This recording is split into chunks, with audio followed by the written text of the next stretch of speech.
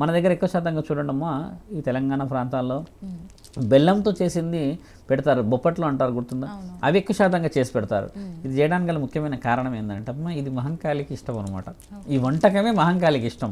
మీరు ఇక్కడ కాదు ఆంధ్రాలో చూడండమ్మా, అన్నిట్లలో తీపి చాలా చాలా చాలా చాలా వెన్న పెట్టి నెయ్యి పెట్టి వాళ్ళు చాలా వివరంగా చేసుకొస్తారు. మన దగ్గర కూడా చేస్తారు అలాగా, ముఖ్యంగా ఉగాది రోజు చేస్తారు. ఉగాది రోజు చేయడానికి ఏంటంటే అమ్మా అందరికీ ఇప్పుడు ఒక అమ్మ ఇంటికి వచ్చిందనంటే తీపి చేయడం చాలా ముఖ్యమైనది కాబట్టి అమ్మకి ఇష్టమైన ఆహారం.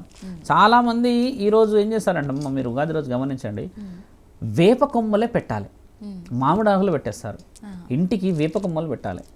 ఈ ముఖ్యమైనది ఏంటంటమ్మా ఇటో కొమ్మ మామిడిది పెట్టమ్మా దట్టంగా ఇంట్లోకి దేవత వస్తే ఎలా వస్తుందమ్మా ఒక కాళికమాత మీరు ఆలోచించండి. ఆమె వేప కొమ్మలతోనే భారేడు జుట్టుతోని ఆమె రావుడే మహాలక్ష్మి లాగా వస్తుంది. అంటే ఆమె ఇష్టమైనది వేప కొమ్మలు.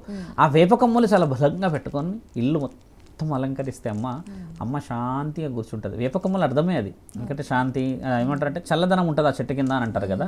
మళ్ళీ ఆయుర్వేదిక వనమూలిక దాని కింద కూర్చొని ఎంతసేపు నిద్రపోయిన అమ్మ ఈ బ్లడ్ ప్యూరిఫికేషన్ తర్వాత న్యూరలాజికల్ సిస్టమ్ బ్రీతింగ్ ఫ్రీ అవుతుందని అని మన దగ్గర రాసి ఉంది శాస్త్రంగా నీమ్ ట్రీలో. ఇలా ఉండడం చేత అమ్మకి ఆహ్వానం అలా పలకడం ఒక ముఖ్యమైనది. ఈ పండగలో అమ్మ వైవిధ్యంగా ఆహ్వానం పలకాల్సింది గ్రామ దేవతలకి.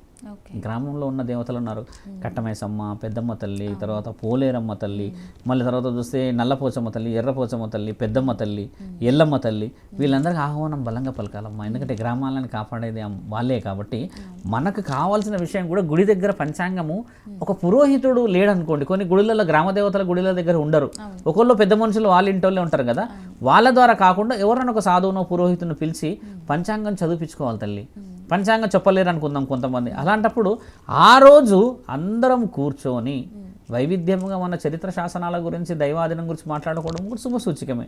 శివపురాణమే ఉన్నది, రామాయణమే ఉన్నది, భగవతలే ఉన్నాయి, ఏది చెప్పుకున్నా కూడా ఆ రోజు ఆహ్లాదంగా గడవాలి అంటే అమ్మ గుడి దగ్గర కూర్చోవాలి.